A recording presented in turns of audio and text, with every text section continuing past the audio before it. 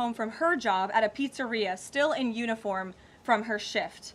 This beautiful, innocent 23-year-old young woman was a Ukrainian refugee who had recently fled her country for a chance at a safer life and a promising new beginning here in the United States of America. But tragically, a public transportation system in a major American city was more dangerous than the active war zone that she left. The president and the entire White House are praying for her family and friends during this unimaginably difficult time. But while we extend our thoughts and prayers, we must also seek justice for this crime and call attention to this heinous incident. Surveillance video of the killing was finally released to the public this past Friday. It shows the alleged killer, DeCarlos Brown Jr., pull out a knife, get up from his seat behind Irina, and prepare to thrust a blade into her neck before the released footage gets cut. This is pure evil on full display. The most enraging and unacceptable part of this story is that her death was entirely preventable. DeCarlos Brown never should have been on that train that night. In fact, he should have been behind bars. DeCarlos Brown has been charged with crimes no fewer than 14 times, dating back to 2011, including for armed robbery, felony larceny, breaking and entering, and shoplifting. Brown had previously served 5 years in prison for a robbery with a deadly weapon charge, and he had also forfeited bonds 3 different times, twice in 2014 and once in 2023. Despite all of this past documented criminal history, when Brown was arrested yet again in January of this past year, a Democrat judge, I will add was a strong supporter of former Vice President Kamala Harris, released this insane criminal once again without requiring him to pay any bail. He simply had to sign a written promise to return for his court hearing. Think about how crazy it is to ask a career criminal, someone who by definition repeatedly breaks the law, to just sign a written promise and come back again another day. This is madness. This monster should have been locked up, and Irina should still be alive. But Democrat politicians, liberal judges, and weak prosecutors would rather virtue signal than lock up criminals and protect their communities. And perhaps most shamefully of all, the majority of the media, many outlets in this room, decided that her murder was not worth reporting on originally because it does not fit a preferred narrative. Many of the journalists in this room spilled plenty of ink trying to smear Daniel Penny for defending a subway car from a deranged lunatic in New York City, but none of those same reporters lift a finger to write stories about an actual murderer. Here's the truth that every American must know. Too many innocent people across the country continue to pay the price of the failed experiment known as cashless bail that has been championed by the Democrat Party for years. All the way back in 2020, North Carolina's then Democrat Governor Roy Cooper established a so-called task force for racial equity and criminal justice. Sounds nice, but it's not. That task force was co-authored by then Attorney General and current Democrat Governor Josh Stein. It recommended, quote, reimagining public safety to, quote, promote diversion and other alternatives to arrest. It also advised to de-emphasize some felony crimes, prioritize, quote, restorative justice, and eliminate cash bail. Democrats in North Carolina and nationwide are consumed with pushing a woke, soft-on-crime agenda, no matter how many innocent Americans suffer as a result. Instead of aggressively prosecuting and locking up violent criminals, the Democrat-backed cashless bail approach lets these criminals roam free in our country to offend again and again. These reckless policies have turned too many of American cities into hunting grounds for career criminals who mock our justice system, drain law enforcement resources, and wreak havoc on law-abiding citizens. Enough is enough, and that is why President Trump is doing everything in his power by taking action to undo these absurd policies. The president recently signed a powerful executive order directing the AG to submit a list of states and local jurisdictions with cashless bail policies so that the Trump administration may identify federal funds that are being provided to these states and can potentially be suspended or terminated. President Trump firmly believes that to maintain order in public safety, we must incarcerate individuals whose pending criminal charges or criminal history demonstrate a clear, ongoing risk to civil society. This is a common sense and sensible approach that the vast majority of Americans agree with, and it's time for the Democrat Party to get on board with what is right. When these criminals are caught, they must be prosecuted to the fullest extent of the law and be sent to prison, where they can no longer terrorize our streets. This is the mandate the American people delivered to President Trump, and it's a mandate he intends to fulfill. Staying on the topic of public safety, new preliminary data released today by Customs and Border Protection in August shows that President Trump has delivered the most secure border in American history. For the fourth straight month, 0 illegal aliens were released into the United States by CBP. Nationwide encounters are down 93%, below the peak of the Biden administration. Border Patrol apprehensions on the southwest border in the entire month of August were less than what was apprehended in 4 days in August 2024 under the Biden administration. President Trump has ended disastrous Biden illegal alien invasion, and he sealed our border in record time, keeping this central promise he made to the American public. With that, I will take your questions. Here in our new media seat today, we have Michael Schellenberger, who is the founder of Public News with nearly 2 million readers and subscribers. Michael, thank you for being here today. Thank you. And why don't you kick us off? Sure. Thank you for making space for new media. Nice to meet all of you. It's great to be here. I want to see if you could give some insight into whether the president is considering additional measures against Europe and Brazil, not just for censorship, but also for preventing political candidates from actually competing in elections. We've now seen in Romania, France, and now Germany with Joachim Paul, efforts to basically just prevent candidates from being able to compete in elections. The president has shown some concern around President Bolsonaro, who's being prevented from running. All of this is coming in the context of increased censorship of online platforms, of American platforms, and efforts to censor Americans. I'm personally being investigated under criminal investigation with my Brazilian colleagues for publishing the Twitter Files Brazil. We're very grateful that the president has imposed Magnitsky sanctions on the judge. Is the president considering additional actions, given that it appears that they're going to end up with a conviction against President Bolsonaro, preventing him from running?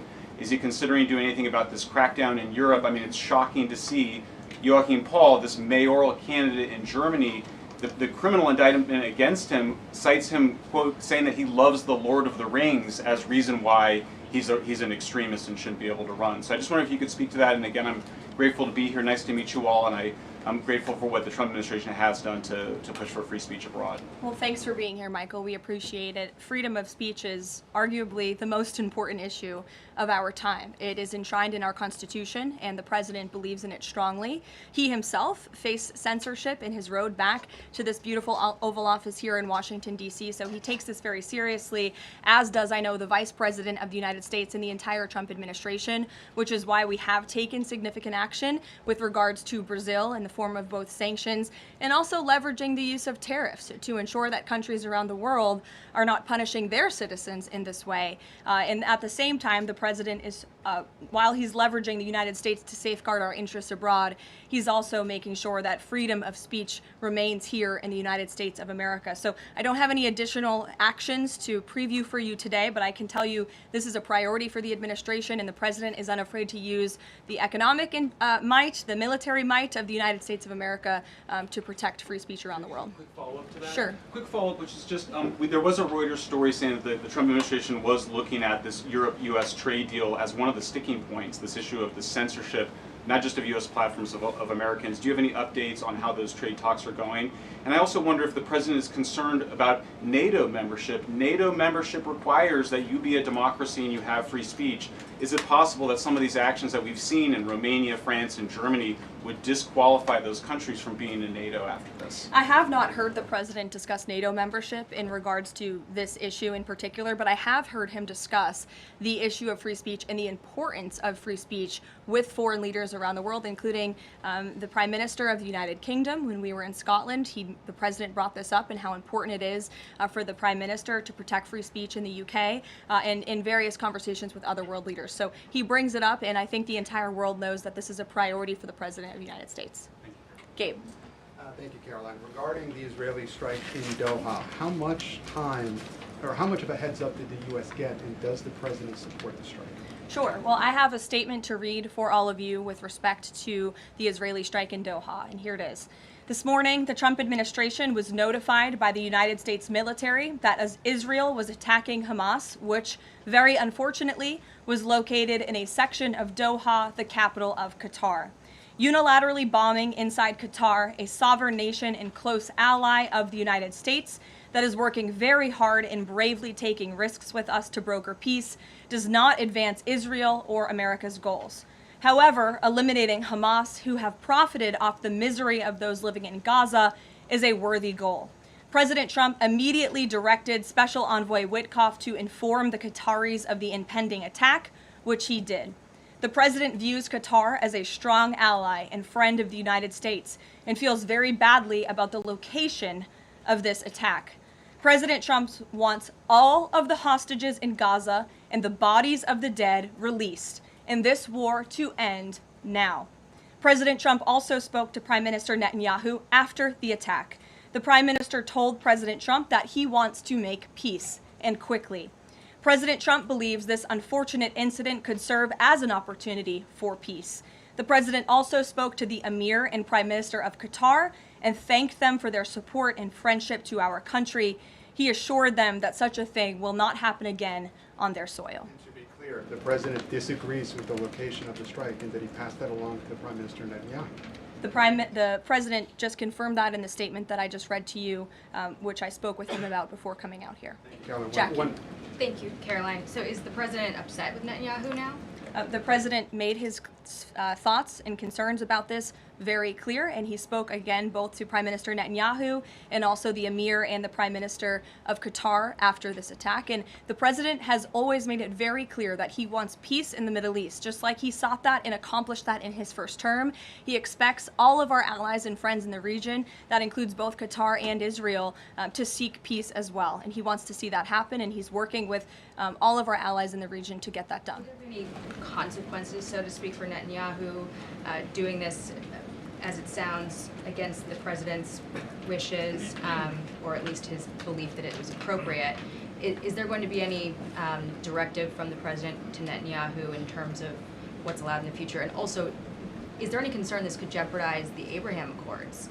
Look, that's a decision only the president can make. With respect to your first question, to answer your second question, as you heard from the president, he said he believes that this can serve as an opportunity for peace, and he's still actively and aggressively pursuing it with all of our allies and partners in the region. Jennifer. Just to follow up on that, Caroline, are you able to say how often the president spoke to the Prime Minister of Israel before this? Because that's one question. And then what did he mean on Sunday when he posted, "I've given my last warning to Hamas," etc.? He wasn't talking about this strike on Doha? No, he was not. As I told you, the Trump administration was notified by the United States military that Israel was attacking Hamas, and the president spoke to the Prime Minister after the attack, as well as, again, the Emir and the Prime Minister of Qatar. And I know Secretary Rubio and Special Envoy Witkoff were present for that call with the Qataris as well.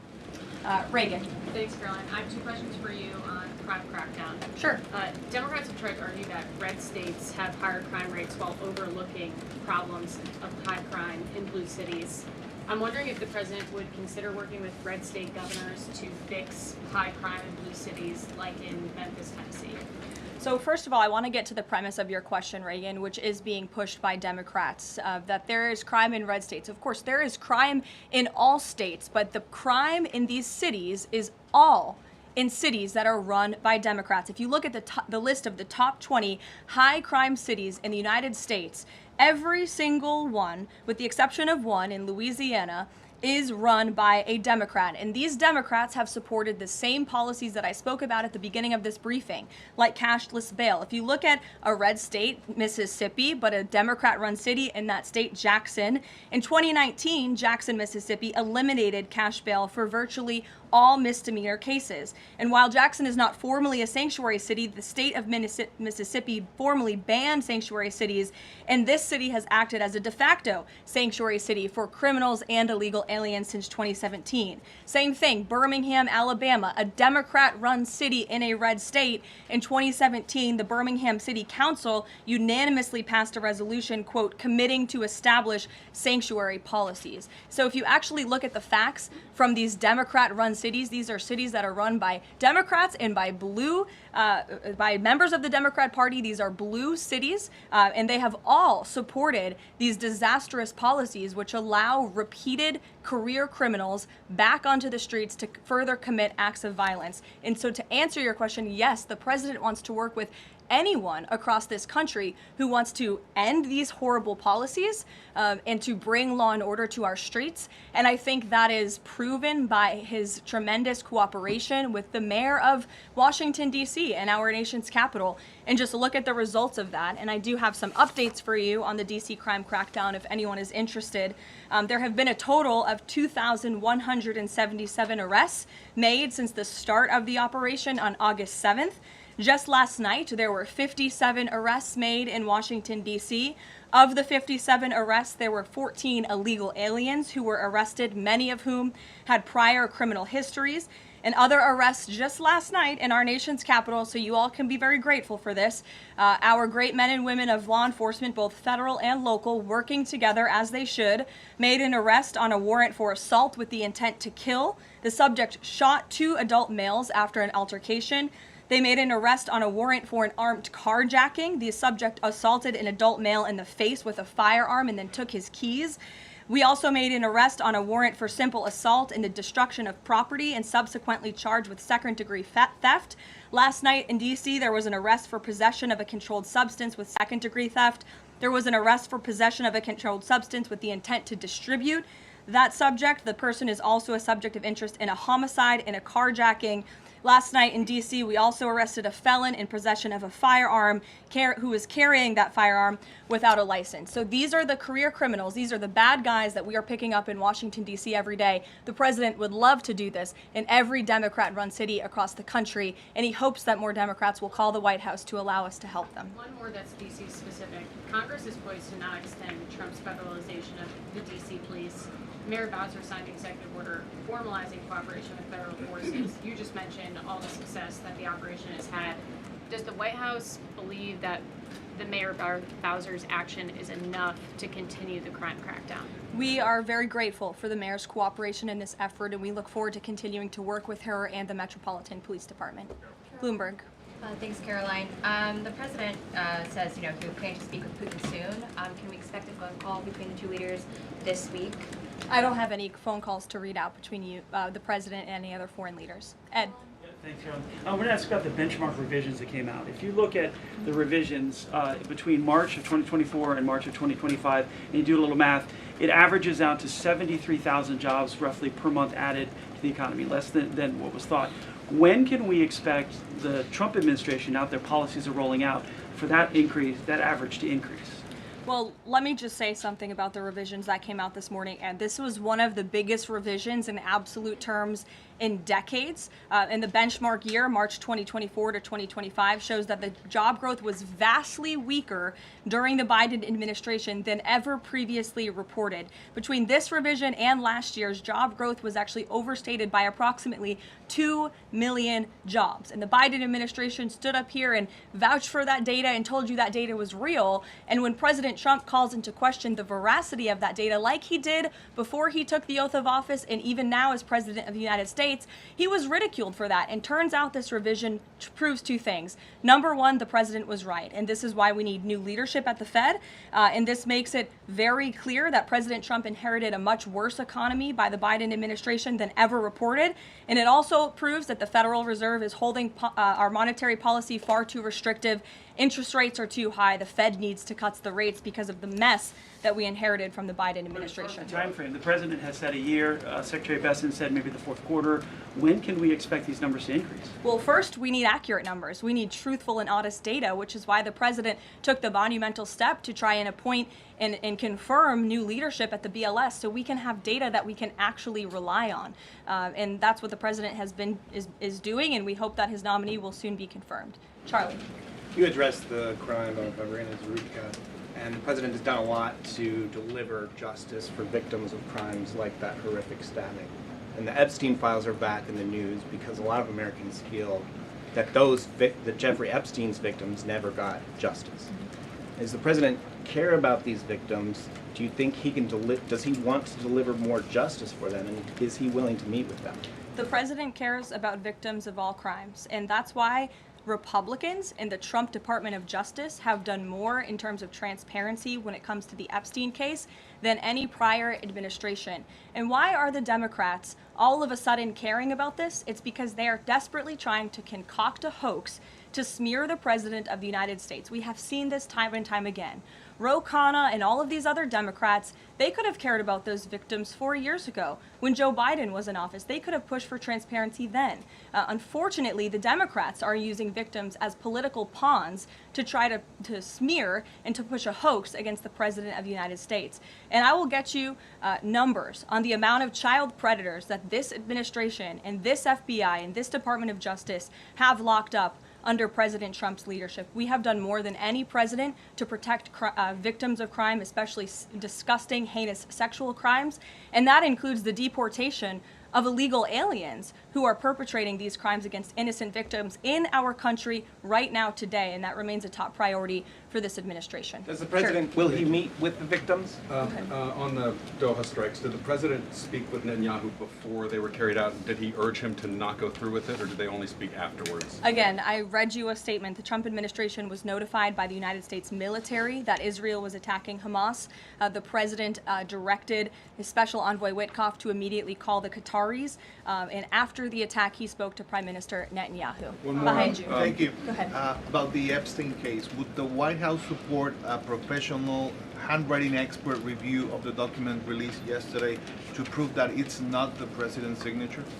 Sure, we would support that. And in fact, I have already seen many forensic analysts of signatures coming out. I believe it was the Daily Signal that published a piece with 3 separate signature analysts who said that this absolutely was not the president's authentic signature. And we have maintained that position all along. The president did not write this letter. He did not sign this letter. And that's why the president's external legal team is aggressively pursuing litigation against the Wall Street Journal, and they will continue to. Christian. Thanks, Caroline. Following up on Ed, now that we have these revised jobs numbers, is the president concerned at all that price spikes, stemming from his tariffs through the end of the year might actually be driving the country towards a depression or a recession? What I'm asking is he committed to these policies now that we know how faulty the jobs data was? The president is committed to his policies because his policies are working, Christian. And there have been a lot of people fear-mongering about inflation in this room, but it just has not come to fruition. On a monthly basis, CPI inflation has now come in at or below the market's expectation for 6 consecutive months, every month that President Trump has been in office. Overall, inflation has run at a 1.9% average pace in the president's first 6 months in office. I would have told all of you that in January, you would not have believed me, but those are the facts and those are the numbers. And we also see many other positive signs in economic indicators like real GDP. In the second quarter, it was revised up to 3.3%. That beat the market's expectation.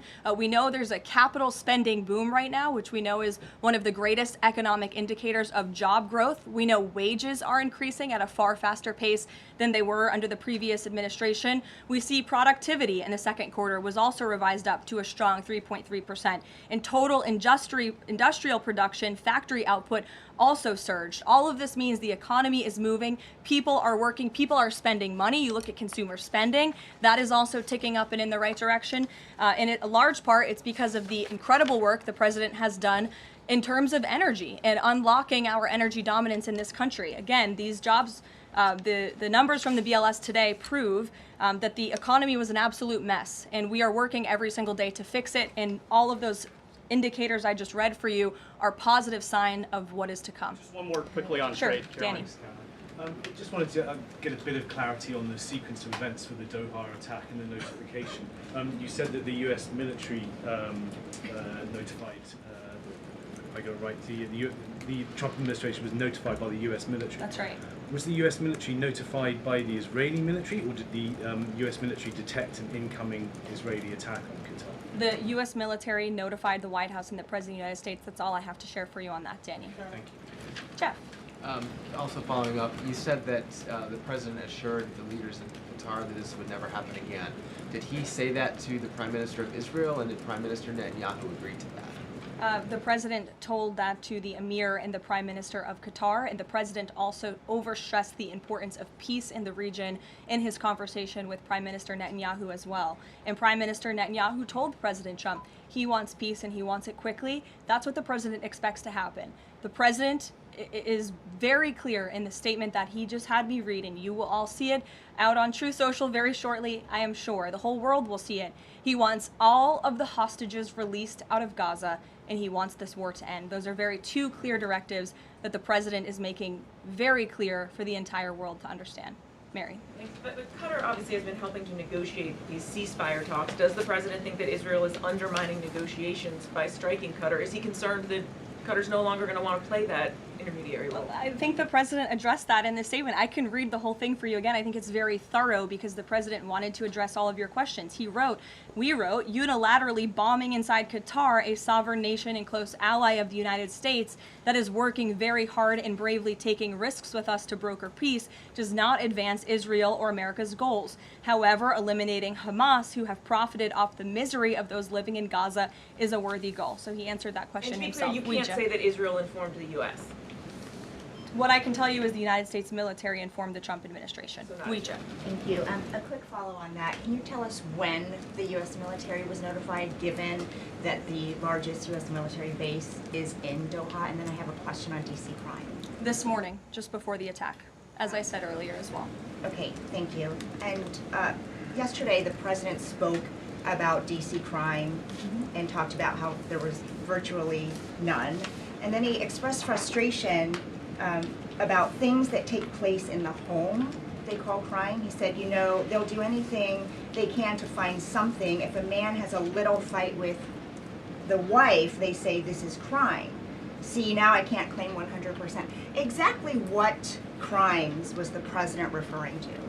He wasn't referring to crimes. That's exactly the point he was making, Ouija. What the president is saying is that these crimes will be made up and reported as a crime to undermine the great work that the federal task force is doing to reduce crime in Washington, D.C. And I think the president has every reason to believe that, given the efforts of many reporters in this room who actively seek to undermine the president and what he's doing in our nation's capital. We all know that deep inside you all agree with this because you all live here, and I'm sure you are very grateful for the administration's efforts to make the city, which we all reside in, much safer for ourselves and our families. Michael.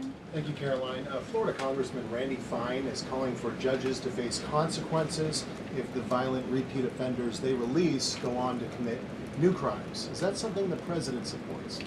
It's not something I've heard the president discuss. You can ask him yourself next time you have the opportunity to. How's that? Caroline, one more question. On Thursday, President Trump will head to the Pentagon and also to New York City in honor of the 24th anniversary of 9/11.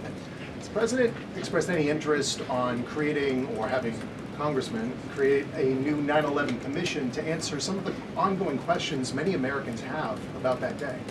I, again, have not heard the president discuss that. You're welcome to ask him yourself, but I do know he very much looks forward to going to both the Pentagon and the Yankees game in New York City on Thursday to commemorate the 24th anniversary. As you know, the president is a New Yorker at heart. He loves the city very much. It is his home, and you'll hear more about that on Thursday when the president speaks on this himself. Kelly.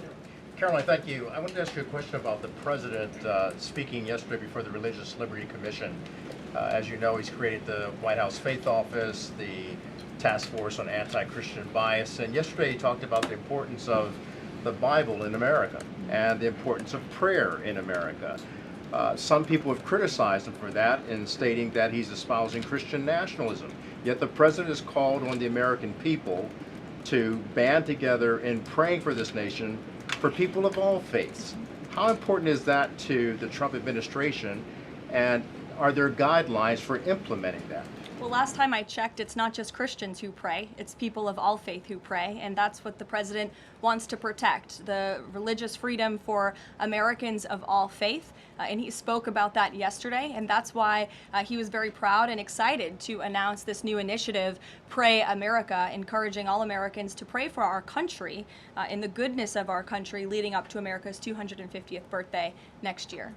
Why don't we take some from the sides? Elizabeth, go ahead. Thank you, Caroline. I have two questions. Sure. First, on prayer again. Is the Trump administration looking for the forthcoming prayer guidelines to challenge existing court precedent on the right to pray in public schools?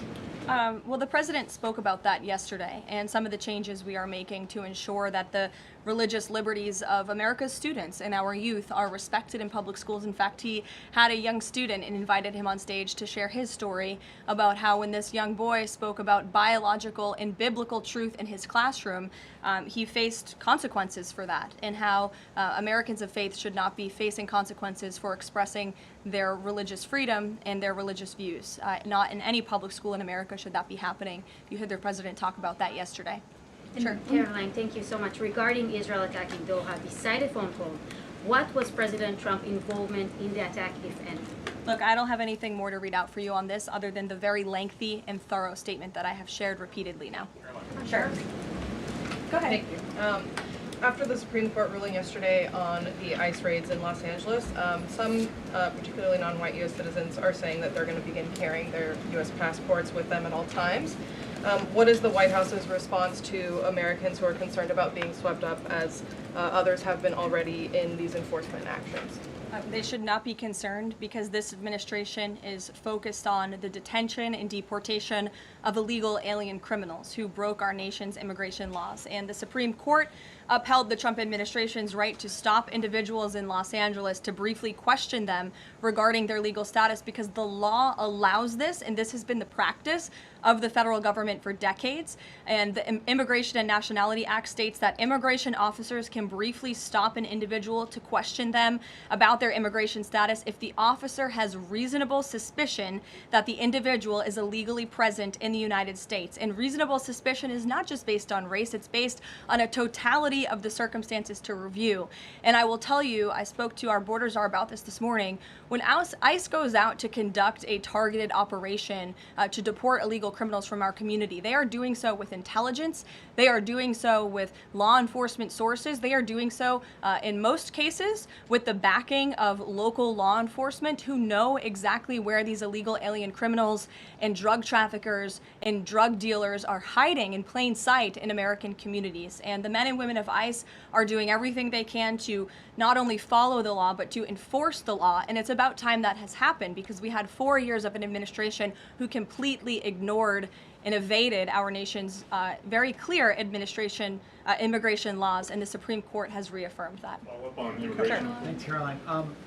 One of the other documents released by the House Oversight Committee contained a photo of Jeffrey Epstein holding an oversized check that was made out to him in the check from the president for $22,000 for a fully depreciated woman.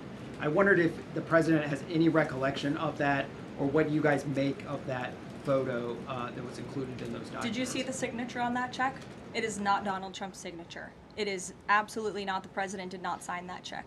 But does he recognize Jordan, the woman? Caroline, Thank you, no. Caroline. On the New York City election, Caroline. is he Well, considering? I'll take both of you. Go ahead. So first, is the president considering offering Mayor Eric Adams a job? If so, why? And does he think Curtis Lee was a serious candidate for New York City mayor? Look, the president has made it quite clear he wants this race to move forward in New York City. He does not want a communist to be running New York City, but as for weighing in on other individual candidates, I'll leave that to the president to do himself. Caroline, and then following up on Reagan's question, many of these highest crime cities in America, they're led by black mayors, including the three that you mentioned, Jackson, Memphis, Birmingham.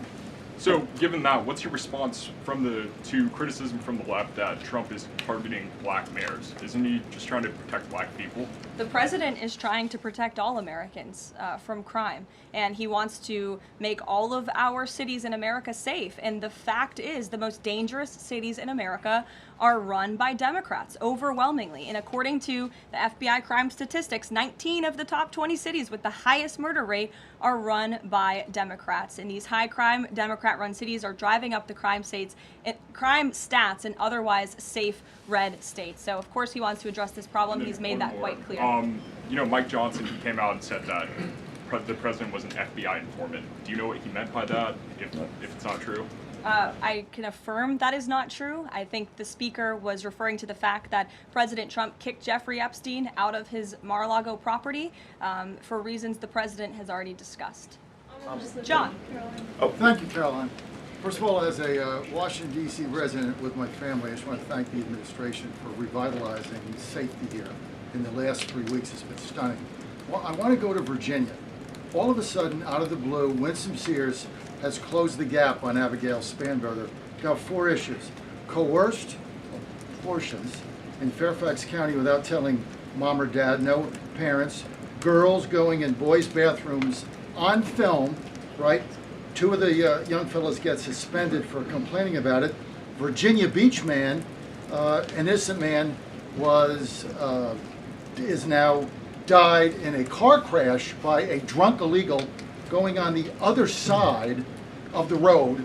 And now you got Spanberger's got these racist signs. When are we going to get the president to make an official endorsement of Winsome Sears and maybe come and campaign in South and West Virginia?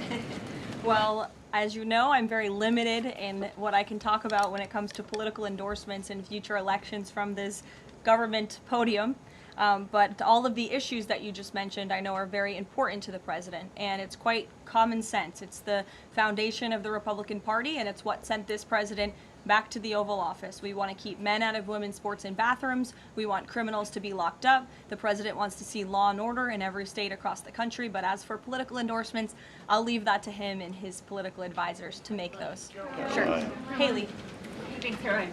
I have 2 questions for you, if it's okay. One on Doha and one on immigration and crime. Sure. On Doha, ahead of the strike we saw today, did the administration at any point try to dissuade the Israelis from the potential for an action like we saw today? Again, I have answered questions repeatedly on this. I have a very lengthy statement which we will release after this briefing for all of you to read and to report on once again.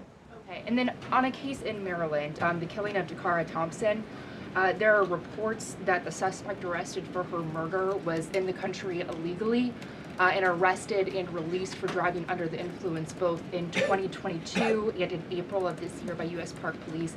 Is the administration looking into what process allowed this to take place? Yes, we absolutely are. As soon as we saw this case, we ensured that the Department of Homeland Security and the Department of Justice were on it, and I can assure you that they are. This is another heinous act of violence against someone who should have never been in our country illegally in the first place, and that's exactly why the deportation of illegal criminals from our country is a top priority for this administration, and it's something that is happening every single day, and I would encourage all of you to continue to report on the very violent illegal alien criminals that we are deporting daily from American communities across the country. We will never understand how many lives have been saved by these efforts or how many lives would have been lost if not for this president and the administration's policy to deport illegal criminal aliens. On tariffs? Thanks, Caroline. Follow up on Charlie's question. Would the president meet with the Jeffrey Epstein victims? I don't have any meetings for you to read out on that. On tariffs? Go ahead. Thanks, Caroline. Is the Trump administration considering a ban on transgender Americans owning guns? Is that something the president would support, even as we've seen some gun groups oppose the idea of it? I saw reporting on this. I understand there were very preliminary, low-level discussions about this at the Department of Justice, and then sometimes those discussions are reported as fact. I'm not tracking any potential actions on this front, and I'll let the president weigh in on that. It's a policy decision, and it's far too early or would be premature, inappropriate for me to weigh in on it at this point in time. Behind you. Go ahead. After the immigration raid at the plant in Georgia on Friday, the president said over the weekend that he's open to some kind of changes in perhaps rules or visa rules or law that would prevent something like that happening in the future for skilled workers to train American workers. That's right. Can you confirm that and that the administration supports those changes, and what exactly would that look like? Well, the president said it himself in a statement that he put out on Sunday night, where he is very grateful for foreign companies from around the world and the investments that they are making right here in the United States of America. And he understands that these companies want to bring their highly skilled and trained workers with them, especially when they're creating very niche products like chips, or in this case in Georgia, like batteries. But the president also expects these foreign companies to hire American workers, and for these foreign workers and American workers to work together to train and to teach push one another. And so he expects these foreign companies to hire American labor. We want Americans to have these jobs. Americans need these jobs, but he also understands the need for these companies to bring over their workers who already have these skills. So I think it's a very, what those changes might be? I think it's a very nuanced and responsible and sensible approach for the president to take. And I know that the Department of Homeland Security and the Department of Commerce are working on this matter together. I would defer you to them for any further action on this front. Caroline, thank you. Just, I want to follow up on something you said. You said the Epstein documents are a hoax that Democrats are perpetrating against the president. You said he didn't sign that check, that he didn't sign the birthday card that he allegedly signed. So what is the theory, since these documents came from the Epstein estate?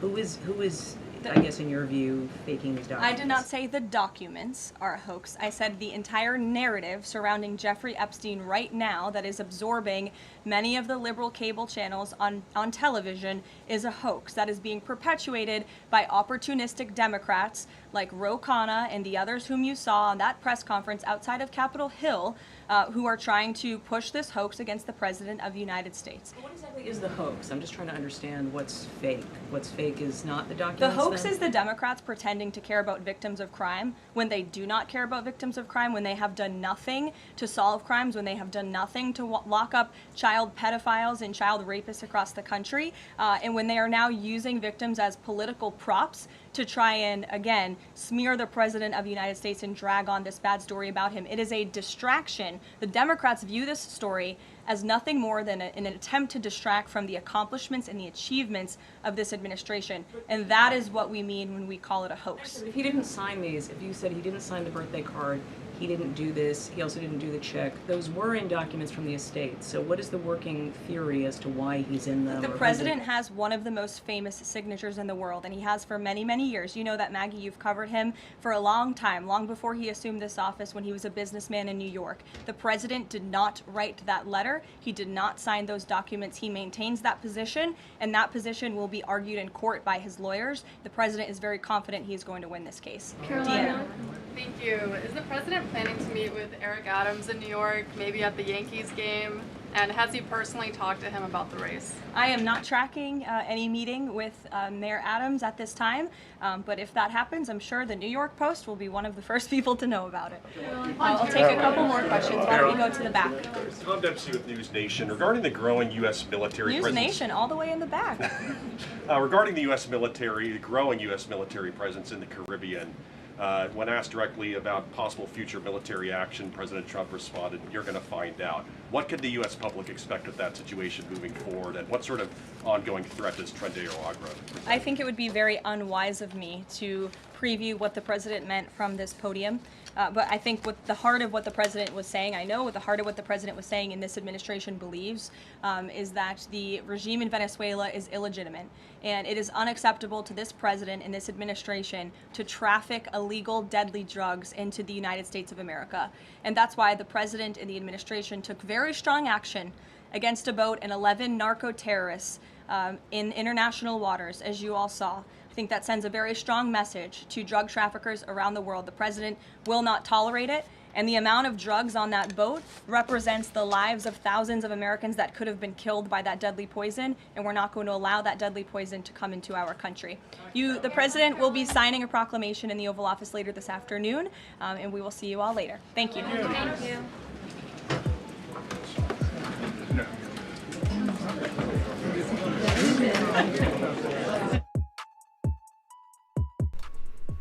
All right, so that is Caroline Levitt doing the press briefing there. I'm gonna grab this Linktree link really quick.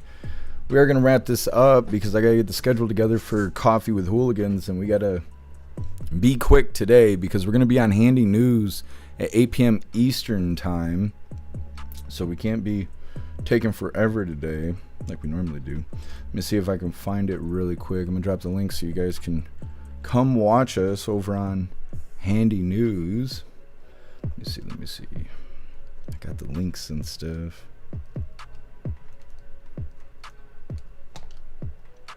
Here we go. I'll drop this first and then I'll drop the link tree. But yes, come watch us over on Handy News today, 8 p.m. Eastern time. I don't know what to expect, but it's gonna be a lot of fun. I am sure of that. that's where we're going to be, 8 p.m. Eastern time tonight. So definitely come meet us over there. Either way, here is the Linktree link really quick. It's going to be a busy day. Now, I'm considering going to the ER for the spider bite because it has veins. It's got red veins coming off of it, and I don't think that's supposed to do that. Plus, I might have a fever right now. I'm not really sure. But we'll see. Either way, there is the Linktree link where all of my links are listed. So if you'd like to make donations, join membership programs, or purchase any merch, would really appreciate it. All of your guys' contributions keep us running every day except for Sunday, because we got to have a day to recharge those batteries. Definitely go join Discord. Discord is our free hooligan community. It's the best way to be notified every single time we go live. The hooligans are there keeping the conversation going 24/7, and we have 2 news boards to keep you up to date with everything going on around the world. So definitely go join Discord. If you're feeling real saucy, go join jeffmaclive.com. Over on the website, it is the best way to experience the live. Our built-in chat has more ability than any other platform. You can post memes and GIFs and custom emojis and links and all kinds of stuff right there while watching the live. You will also have access to Hooligans Alley, which is our private social media area. You'll have access to the forums, the arcade, the AI. There's something else. I don't know. You'll have access to everything, including our advanced messaging system with the built-in group chats. So definitely go get yourself a membership for jeffmaclive.com. It's the home of the hooligans. Let me see. Hair juicer. Yeah, that's how it goes. That is how it goes. All right, hooligans. Like I said, we're going to wrap this up because I got to get the schedule together for Coffee with Hooligans. But I'll see you guys in a little bit. And don't forget, we're going to be on Handy News later on today, 8 p.m. Eastern time. Go follow that link and do the thing. I feel like I'm forgetting something. I don't know what. Either way, hit that like button on your way out, and see you guys in a little bit.